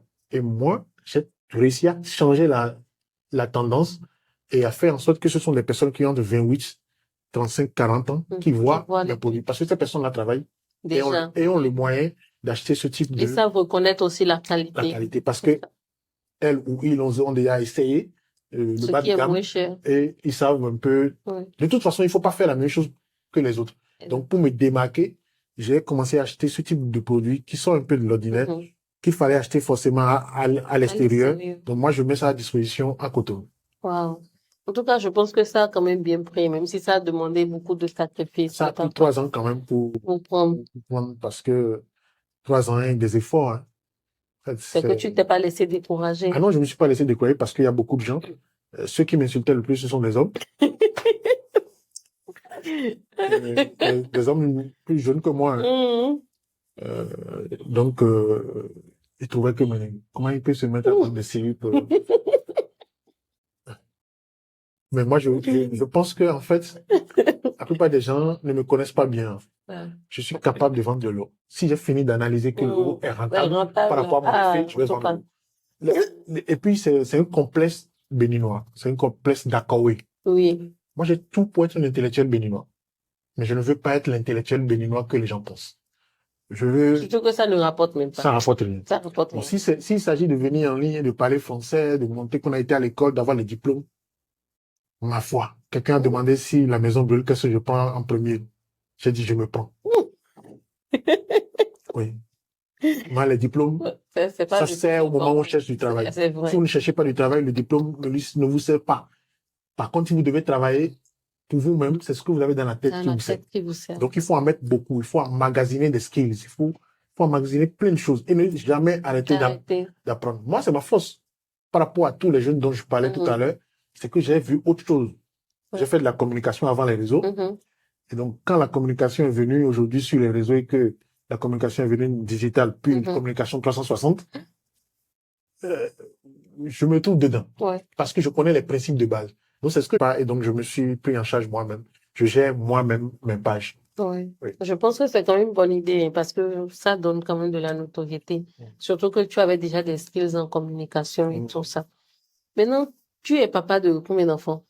Alors, j'ai 3 enfants. Garçons dedans? Le Benjamin est un garçon. Un garçon, donc 2 filles, un garçon. Exactement. Tu es quand même féministe un peu dans les bords, parce qu'on va parler de Je suis féministe dans les bords. Je suis un extrémiste du féminisme. Ah, parle-nous un peu de ça, parce qu'on a très peu d'hommes féministes d'abord en Afrique et au Bénin, et on a encore moins d'hommes extrémistes. Parle-nous un peu Alors de ta moi, vision du mon féminisme. féminisme, ce n'est pas un féminisme pour plaire aux femmes africaines ou bien béninoises. C'est un féminisme de la séduction, en fait. Mhm, Quand j'étais adolescent, il y a des femmes qui m'ont marqué énormément. mhm, Et quand, après, j'ai découvert le mouvement féministe, c'est pas le mouvement féministe qui m'a rendu féministe. mhm. Ce sont des femmes béninoises même, hein, Oui. béninoises, qui avaient des comportements, je vais en citer tout à l'heure, qui avaient des comportements qui me fascinaient. Oui. Et je pense que avec les réseaux et puis les choses se sont un peu diluées. Mhm, Et puis on en est venu au fait que pour être féministe, il faut faire du battage médiatique, mhm. C'est ça. avoir une grande gueule Mhm. et très peu de choses dans la tête. Moi, c'est ce type de féminisme que je combats. Évidemment, les jeunes filles qui sont en ligne croient que, bon, il est contre le fait que on aille travailler ou bien on aille... Non, non, non, moi, je suis pas dans ça. Mhm. Femme qui travaille. Ouais. D'accord? Une femme indépendante aussi. Indépendante, totalement indépendante. Je ne suis pas dans les histoires de il faut faire ci, tradition qui vient chez moi. Ça. Parce qu'en fait, moi, contrairement à beaucoup de gens qui vont à l'église, moi, je suis pas très religieux. Mhm. Moi, je maîtrise la tradition. Mhm. Et quand tu maîtrises la tradition, c'est ce que tu tolères de la tradition que tu acceptes Accepte. et que tu fais accepter par les autres. Ouais. Voilà. Donc, c'est parce qu'on ne connaît pas nos traditions qu'on les vilipende déjà, Mhm. et c'est parce qu'on ne les connaît pas qu'on les fuit. Exactement. Donc, moi, je pense que on peut être ouvert d'esprit et être foncièrement traditionnaliste. Mhm. Moi, je suis plus pour nos religions endogènes que pour toute autre chose. Ok. Je ne suis pas vaudouisant, même si je suis né sur un vaudou en tout. Mais je ne suis pas vaudouisant. Oui, vous savez que ma maison à Porte-Nouveau, notre À maison côté. est mitoyenne de Mhm. vaudou en tout. Tout le monde connaît à Avakba. Donc, moi, j'ai baigné dans ça. Oui. Les gens, aujourd'hui, on fait vaudou des et tout le monde crie, mais moi, chaque année, à Toi, côté tu de ma avais ton maison, vaudou déjà à la maison. on appelle ça le rongouet. Le Wow. rongouet, c'est un fest, enfin, c'est la sortie de tous Mhm. les vaudous. C'est une grosse parade. Et quand il y a rongouet, sur 3 jours, nous ne mangeons pas à la maison. Ah bon? Oui. Et ça permet d'apprendre, parce qu'on a des copains avec qui on joue au foot et Mhm. on va à l'école, qui sortent du couvent. Ok. Donc, on sort les nouveaux initiés. Et ensuite, il y a la parade de tous les vaudous. Mhm. Moi, j'ai vécu comme ça. Ok. Avec un grand-père protestant, pionnier du protestantisme à Porto-Novo. Donc, je ne suis pas contre les nouvelles religions, mais il faut une certaine ouverture d'esprit pour comprendre que la spiritualité est intérieure. Et que chaque personne fait son choix. Voilà, on a le choix. Et qu'on ne peut pas juger les gens sur ce qu'ils font. Exactement. Exactement. Donc, voilà comment je conçois mon féminisme. Mon féminisme, c'est un féminisme d'ouverture et de capacité intellectuelle à s'autonomiser. C'est ça. J'ai tout fait pour que mes enfants, surtout les filles, aillent à l'université et en sortent quelque chose. Mais je l'ai pas fait parce que je suis fort, non. On étudier. Maman a étudié, a fait l'université. Maman, c'est le fleuron de sa famille. Elle a eu tout eu. Je pense qu'elle est la première sortie de l'université pour son papa. Ouais. Elle n'est pas l'aînée, mais elle est la première sortie de l'université. Donc, mon grand-père, mon grand-père, c'est l'ancien libraire le libraire du lycée Béranger, que tout le monde, toutes les grandes générations de ce pays ont connu, de Victor Ballot à lycée Béranger. Ouais. Donc, moi, je suis né dans les livres. Le premier cadeau que j'ai jamais reçu comme cadeau d'anniversaire, c'est un livre. Mon grand-père m'a offert un livre. C'est pas mon père, mon grand-père, maternel. Donc, moi, c'est comme ça que j'ai aimé lire, puis j'écris, et puis. Donc, c'est comme ça qu'on m'a éduqué.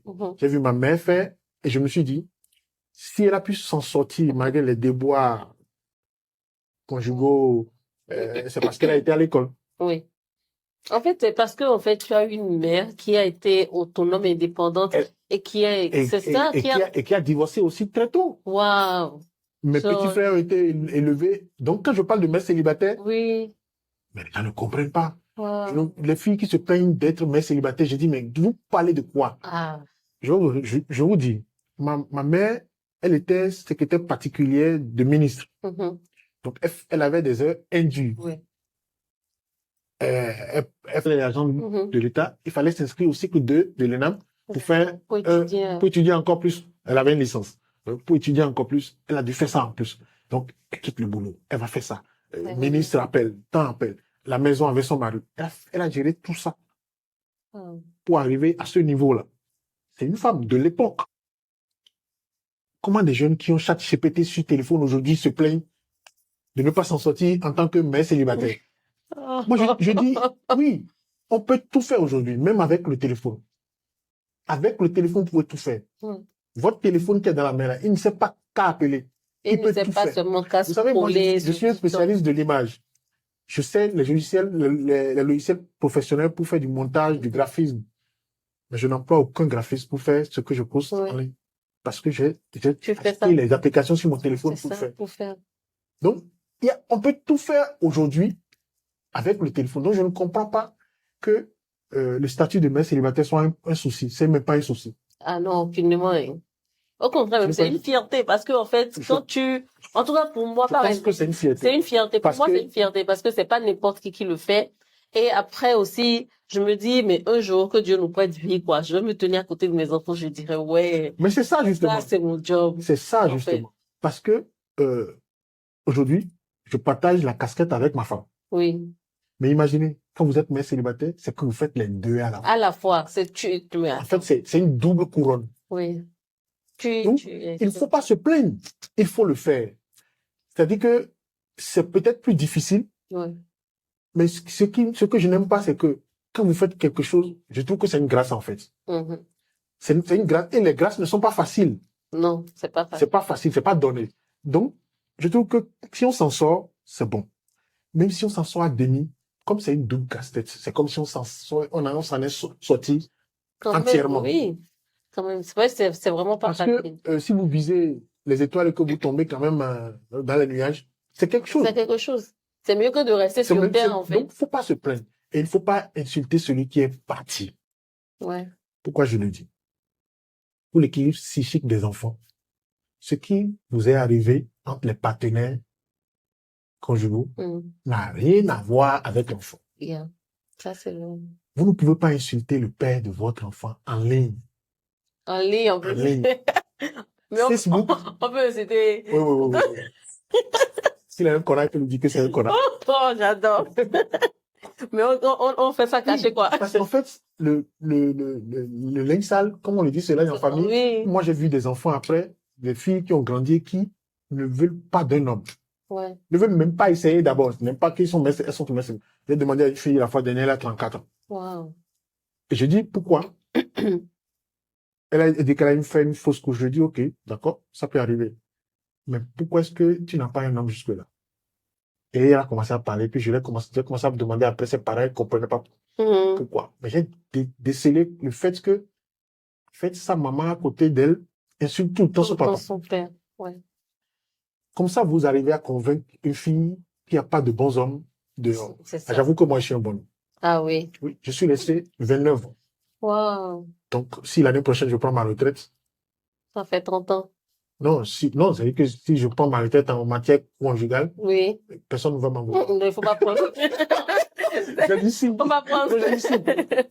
J'ai Quand même, servi, 29 ans. j'ai loyalement servi. De bons et loyaux services conjugaux. Oh. Donc, je ne sais pas pourquoi on a mis, en fait, je combats c'est cette idée que je combats et, les pseudo-féministes se disent que bon, il est anti-féministe. Non. Je combats le fait qu'on veuille mettre dans la tête des jeunes filles qu'il n'y a pas de bons hommes dehors. Effectivement. Parce qu'on raconte plus de mauvaises expériences que de bonnes expériences. Je ne me suis pas marié avec mon épouse dès la première année. Mhm. Nous nous sommes mariés, je pense, 15 ans plus tard. Mhm. On avait fini de faire les enfants. Wow. Quand on est allé se marier. Donc je dis, tout est dans la patience. Tout est dans la patience. Évidemment, on fait la dot, tout ce qu'il faut faire. Hein. Mais le mariage que les gens veulent, là, le mariage avec la robe blanche, là, nous, on l'a fait 15 ans après. Et c'est ça qui nous a... Je ne dis pas que c'est le meilleur... Le meilleur choix. Non, je ne dis pas que c'est le meilleur choix. Mais je dis chaque couple doit trouver le moyen de voir ce qui marche pour lui. Exactement. En fait, c'est ça. Effectivement, c'est pas comme si tous les hommes sont mauvais, sinon on dirait que toutes les femmes sont mauvaises. Parce que ce qu'on voit sur la toile aussi, c'est beaucoup de femmes qui sont tout le temps après l'argent.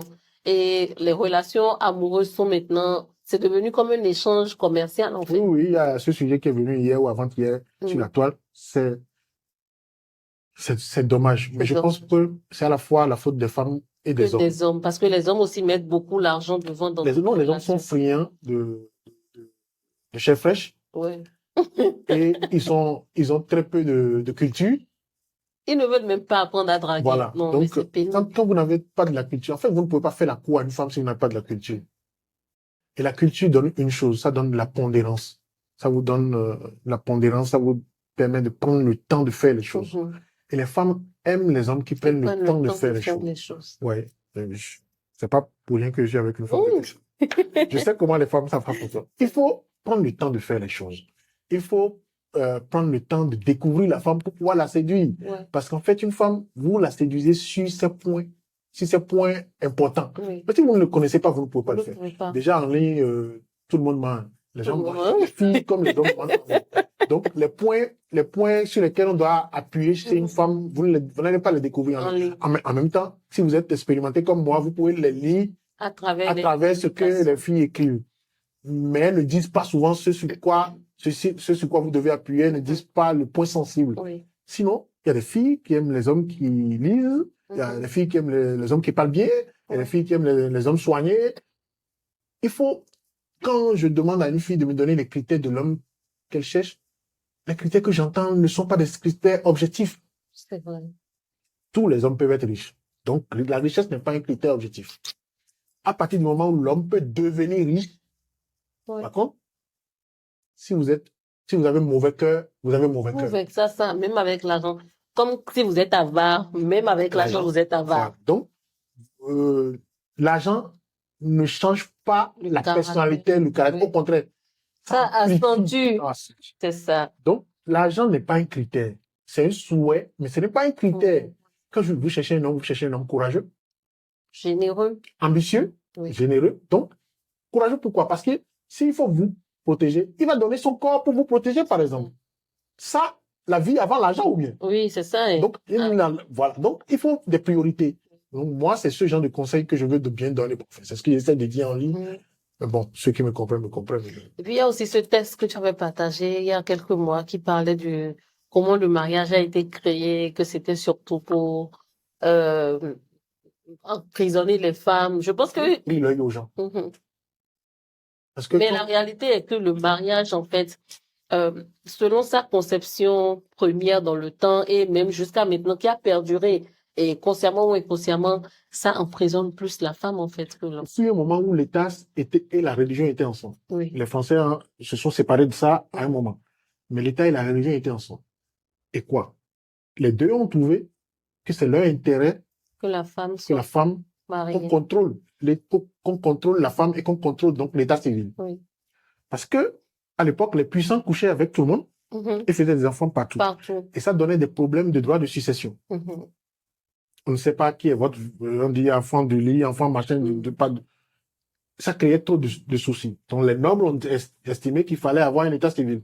D'ailleurs, pour savoir qui sont nobles, ceux qui sont nobles et ceux qui ne sont pas. Wow. Donc c'est comme ça que le mariage est venu. Le mariage est venu parce que les féministes parlent de patriarcat. Moi, je parle des hommes. C'est plus simple pour moi. Les hommes ont voulu régenter les femmes. Savoir quel homme couche avec quelle femme, c'est une information. En imposant quand même à la femme ce devoir-là de fidélité que l'homme n'avait pas. C'est ça. Ce sont eux qui créent le système. Donc, et ne pas avoir les clés. C'est ça. Ils ont créé leur système et ils se sont fait les clés pour sortir quand ça les a. Aujourd'hui que les choses sont en train de changer, c'est aux femmes de se dire que c'était comme ça. Maintenant, ce n'est plus comme ça. Maintenant que ce n'est pas comme ça, qu'est-ce que j'en fais? En fait, c'est ça la question. C'est ça. Maintenant que ce n'est plus comme ça, qu'est-ce que j'en fais? Il suffit pas de blatérer sur les réseaux que ce n'est plus comme ça. En fait, c'est ça. Le féminisme, ce n'est pas un porte-étendard avec un entonnoir. Non. C'est poser des actes concrets parce que c'est ces actes-là qui ont aidé des femmes qui comme toi, comme ma copine Estelle, pardonne-nous. Il y a Oui. il y a plein de femmes en ligne et plein d'autres, hein, Frida, il y a plein de gens qui font des choses que moi je considère comme libératoires, qui libèrent la femme. Oui. Je parle de jeunes personnes là. Mhm. Parce que tout à l'heure, je parlais de celles qui m'ont influencé moi. Mhm. Il y a toujours eu des féministes qui ne parlent jamais de féminisme, Mais mais qui qui posent pose des des actes actes de de féminisme. féminisme. En fait, c'est peut-être ça, le fait de poser véritablement des actes Parce que de les actes féminisme, enseignent plus que les voilà. mots. Vous posez des actes de féminisme. Et quand vous êtes un homme qui est pour ça, vous envoyez vos filles à l'école. Vous faites en sorte que elles aillent le plus loin possible. Et vous, moi, j'explique à mes deux, j'ai dit à mes deux filles, hein, Mm. je ne vous envoie pas chercher Marie. Marie n'est pas, oui, C'est pas une fin en soi. c'est comme, venez me dire que vous avez un mari, c'est C'est comme une si bonne vous avez, chose. non, c'est bien, mais c'est comme si vous avez trouvé un ami.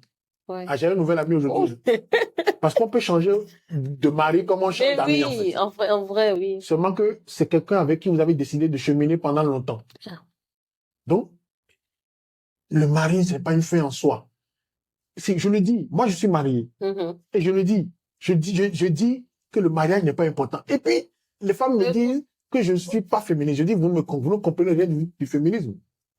Parce que le féminisme cherche d'abord l'indépendance de la femme. Oui. Et si le système que nous avons décrit tout à l'heure, créé par les hommes, Empêche les femmes d'être indépendantes, c'est que c'est pas bon pour la femme. C'est pas forcément bon. Donc, c'est pas Sauf si tu crées les bonnes voilà. conditions. Donc, ça veut dire que c'est pas volonté et pas idéalisme que toutes les femmes doivent aller au mariage. Oui, mais c'est surtout parce que oui, mais en fait, est-ce que c'est une contrainte? C'est surtout la société, même si on commence à libérer un peu les mentalités, la société est bâtie de telle, surtout la société africaine et béninoise. C'est-à-dire que tant que tu n'as pas ça, là. Et la manière dont on te considère est un peu différente, en fait, que quand tu es marié. C'est peut-être ça qui pousse aussi beaucoup de femmes à se marier. Oui, je suis d'accord. Malheureusement. C'est que le regard de la société Exactement. sur le statut matrimonial. Mais... Et il y a très peu de femmes, par exemple, comme moi, qui s'en foutent, en fait, royalement.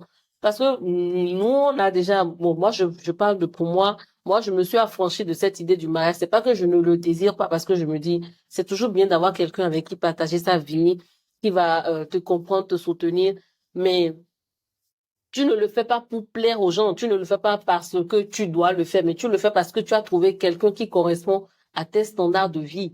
Et c'est peut-être ça le problème, c'est que beaucoup de femmes n'arrivent pas à s'affranchir de ça. Et je pense que c'est ça qui fait que beaucoup de femmes restent aussi dans des foyers violents, juste à cause du quand dira-t-on.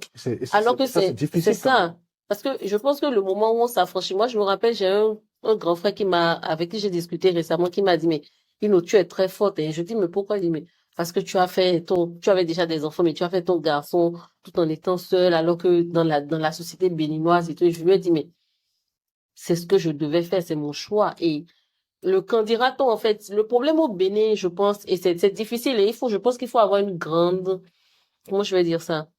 En tout cas, il faut avoir une force morale extraordinaire pour le faire au Bénin. Et c'est peut-être ça que, même beaucoup de féministes au Bénin, je pense que, bon, celles qui sont nos porte-étendards, ne se libèrent pas de ça. Oui. Enfin, je vois beaucoup de jeunes filles parler de féminisme comme c'était une friandise. Exactement. Ce n'est pas une friandise, c'est une responsabilité. Et c'est un état d'esprit. C'est un état d'esprit énorme. Oui. C'est-à-dire que, et c'est plus compliqué d'être une féministe sous le toit d'un homme en Afrique. Oui. Très, parce que cet homme aussi a une pression, il a la pression de sa famille. Puisque justement, le féminisme veut se séparer du système créé par cet homme-là. C'est ça. Et en même temps, vous avez l'idéal. C'est pour ça que je dis aux féministes, je me suis féministe, je dis attention, vous rêvez. Vous rêvez. Autant le féminisme est un idéal, en Afrique, vous rêvez. Parce que quand vous rêvez de vous marier, de prendre la dot, de faire ci, de faire ça, vous vous mettez... Si on trouve un homme aussi ouvert, c'est tout. Mais les hommes ouverts comme moi, c'est rare. Je ne me jette pas des fleurs, mais sincèrement, c'est rare. Parce que moi, je ne m'entends même pas avec mes propres amis hommes, donc c'est assez rare. Il faut accepter que les hommes comme ça, c'est rare. Oui. Et il faut savoir qu'on est en Afrique. Oui. Parce que moi, peut-être que c'est l'éducation que j'ai reçue, ou bien que je n'ai pas reçue et que je me suis donnée. Donc, c'est pas liberté que je me suis éduqué, moi. Oui. Mon grand-père m'a jeté dans les lieux et j'ai lu. C'est ça. Donc, j'ai tout lu. Hein? En fait, mon meilleur livre à l'époque, c'était une encyclopédie. Mhm. Donc, je lisais de tout et j'épousais des idées que après certaines idées, je les ai rejetées. Mhm. Mais le féminisme, mai 68, ça n'a rien à voir avec moi, en fait. Non, non. D'accord? Mais quand on s'assoit, on regarde l'idéal féministe, c'est de l'humanisme. Oui. Donc, ça n'a pas besoin d'avoir une nationalité. On peut être béninoise, être féministe. Féministe. On peut être africaine, être féministe. Mais quand on a fini de dire ça, et que nous défendons le fait que nous devons avoir les deux pieds ancrés dans nos traditions, Mhm. parce que nous exigeons la dot. La dot n'a rien à voir avec le Avec féminisme. le féminisme. Vous demandez à un vrai féministe, vous dites à un féministe, je suis féministe hein, du Bénin, je vais organiser ma cérémonie de dot. Bon, vous vous faites acheter. C'est comme ça, les gens déprennent Oui, ça vraiment. parce qu'en fait, les féministes ont dit qu'elles veulent avoir les mêmes privilèges que les hommes. Les femmes ne fumaient pas avant mai 68. Enfin, elles se cachaient pour fumer. Mhm. Elles ont commencé à fumer en public. Oui. Elles ont eu le contrôle de leur corps avec la contraception. Mhm. Il y a plein de choses. Simone de Beauvoir n'a pas fait que libérer les femmes françaises.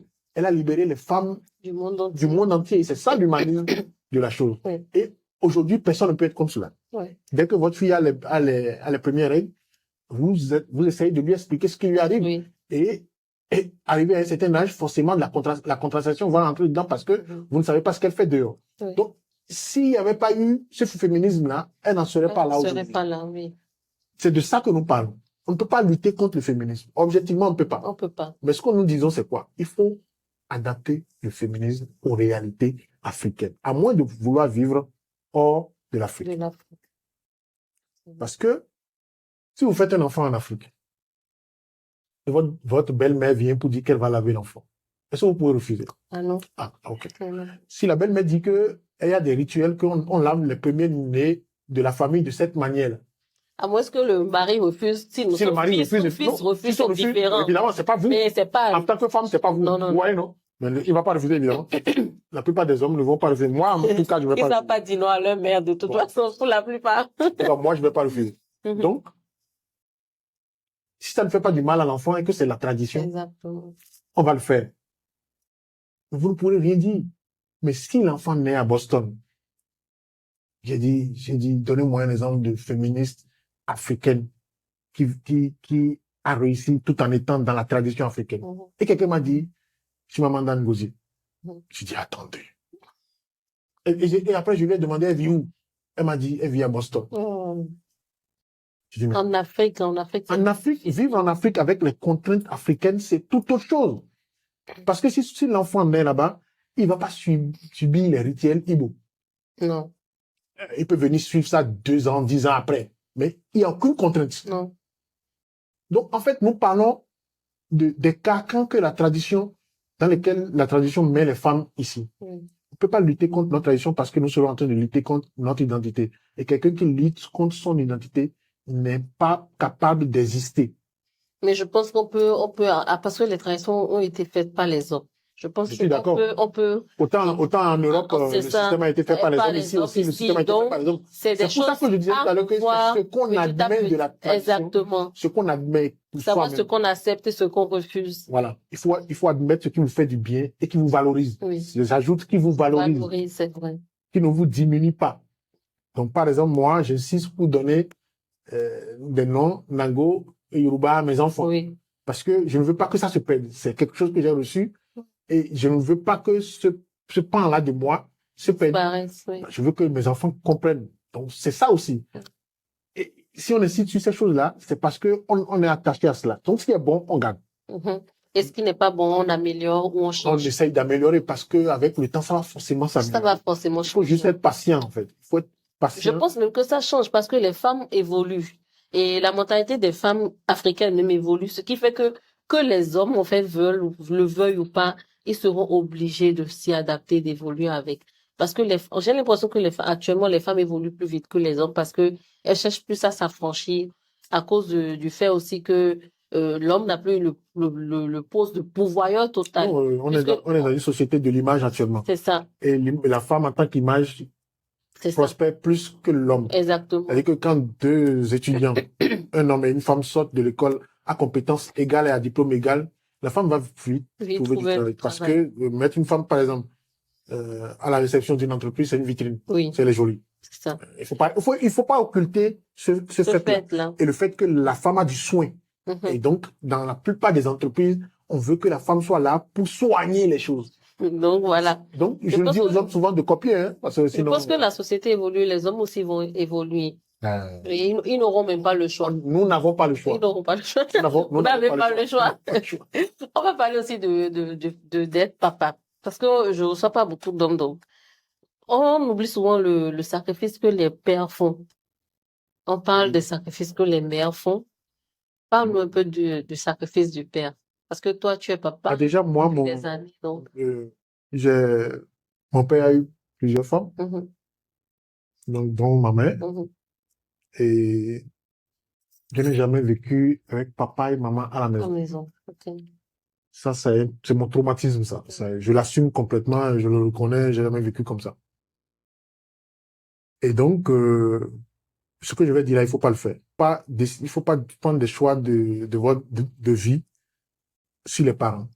N'essayez pas de corriger Copier, les erreurs de vos, non, même pas. On peut copier, mais mais n'essayez pas de corriger. corriger ce que vos parents ont fait avec votre vie. Non. Moi, j'ai essayé, en fait, de subir le mariage, coûte que coûte, pour rester à côté de mes enfants. Parce que comment on appelle, l'expérience de ne pas vivre avec ses parents n'est pas une très bonne expérience. Si je suis là aujourd'hui, je dois tout ce que je suis. Et je le dis, ma maman le sait, hein. J'ai eu une prise de bec avec elle la fois dernière, je lui ai dit encore, elle s'est fâchée. Je dois tout à sa maman, à ma Oui. grand-mère, paix à son âme. Parce qu'en fait, tout ce que le parent doit faire à l'enfant, Mhm. j'ai grandi comme ça. Déjà, à 21 jours, j'étais dans les bras de ma grand-mère. Ouais. Parce que ma maman était étudiante, Elle devait elle était au repartir. CPU, D'accord. première promotion du CPU. Les Canadiens viennent de construire un immeuble, un bel immeuble flambant neuf et joli. Première promotion sélectionnée parmi Wow. les pupilles de l'État, envoyée au CPU. C'était la grosse fête, quoi. Mhm. Si vous êtes un papa, si vous étiez mon grand-père, vous serez Très heureux, fière. voilà, très fier. Donc, voilà, elle a fait un enfant, ma grand-mère l'a récupéré. Donc, moi, j'étais dans les bras de ma grand-mère à 21 jours. Mhm. Donc, forcément, quelque chose est resté entre ma grand-mère et moi.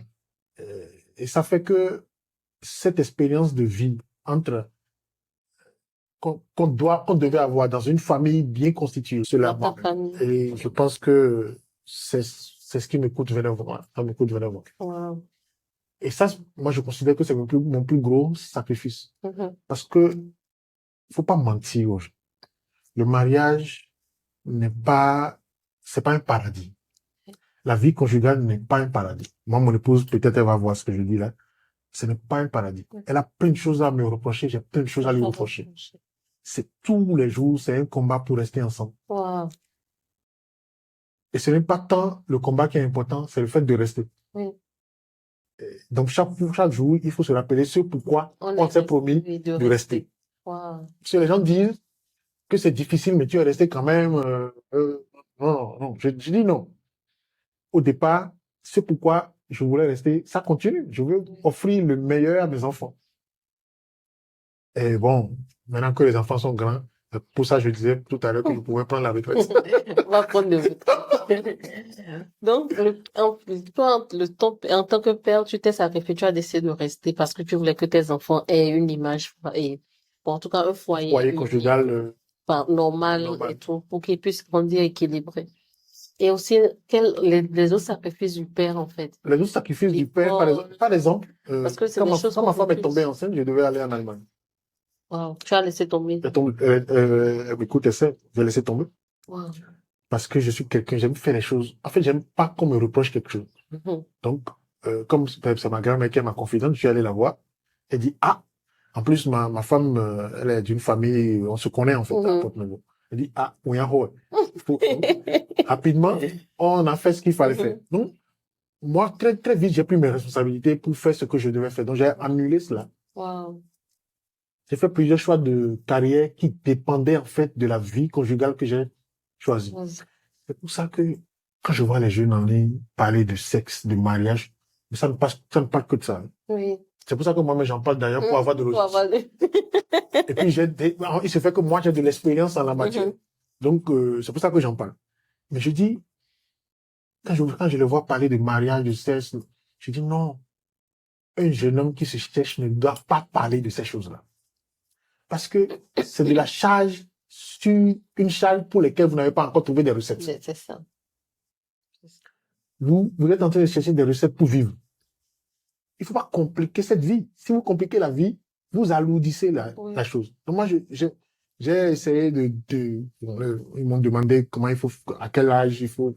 D'accord. Moi, j'ai dit, démarrer une carrière. Minimum 5 ans de carrière Avant de penser à à se mettre ensemble. Et ça aussi, il faut se mettre ensemble doucement. Moi, la chance que j'ai, je ne le dis pas aux gens. J'ai fait de la seconde en terminale avec ma femme, Ouais. dans la même salle de classe. Et on n'était pas. D'accord? Il faut prendre le temps de connaître les femmes. C'est ça. Les jeunes sont trop pressés. Mm. Surtout avec le téléphone aujourd'hui, tout Tout le va monde est vite, pressé. tout va vite. Et j'ai dit quelque part la fois dernière à une conférence qu'en fait, nous, on n'avait pas accès au porno. C'est ça. Aujourd'hui, avec les téléphones, je pense que les images pornographiques, c'est quelque chose à bannir. Oui, Parce qu'en franchement, fait, parce autant qu'on je ne suis donne pas, une mauvaise image de la pas contre sexualité. le porno. Moi, principalement, je ne suis pas contre le porno. Oui. Et je pense que je regarde assez de porno pour en parler. Donc, je pense que j'ai l'âge de regarder le porno. Je n'ai pas de compte à rendre à quelqu'un Mhm. sur ce plan-là. Mais je dis, à un certain âge, ce n'est pas le plus important. C'est ça. Et comme ce n'est pas contrôlé aujourd'hui, et en fait, il faut avoir de la retenue et de la maîtrise de ses émotions. Mhm. Toutes choses que des jeunes, dans la force de l'âge, avec la testostérone bouillante, Oui, ils n'ont pas du tout. Ils n'ont pas. J'ai écrit quelque chose la fois dernière où je disais que la meilleure façon de contrôler sa vie pour un jeune, c'est de devenir entrepreneur sérieux, Mhm. d'ajouter sérieux. Parce que la vie entrepreneuriale fait que Ça te bouffe en fait. ça bouffe la libido. Je te jure. Et ça te calme en fait. Parce que j'ai vu un jeune me raconter sa vie.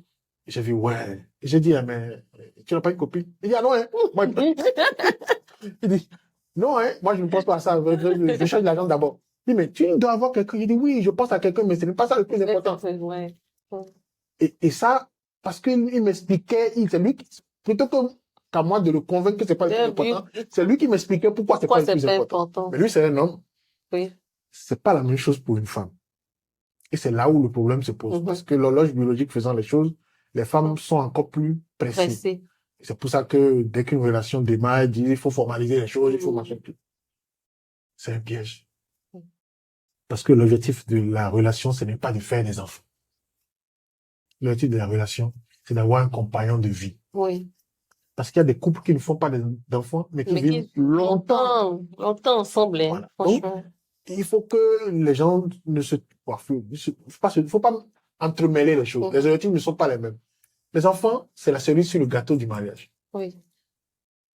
Faut pas faire comme moi. Faut pas faire l'enfant avant de se marier. Donc, c'est la cerise sur le gâteau. Et il faut pas dire aussi que c'est ça qui conditionne l'union. Ou alors, ne vous mettez pas ensemble. Moi, j'avais trop d'atomes crochus avec mon épouse. C'était évident que je devais me mettre avec elle. Ça ne me posait aucun problème quand elle est tombée enceinte. Aucunement. Et si vous n'avez pas des atomes crochus avec la personne avec qui vous sortez, quand elle tombe enceinte, après, ça devient un souci. Vous vous dites, ah, celle-là tu vas te la coltiner toute ta vie. Voilà, celle-là ne peut pas être la mère de ma femme, elle va être la mère de mes enfants. Mais en fait, c'est de la foutaise, en fait. C'est pour ça que le choix de la personne avec qui on sort est important. Mais les gens ne font pas ce choix-là.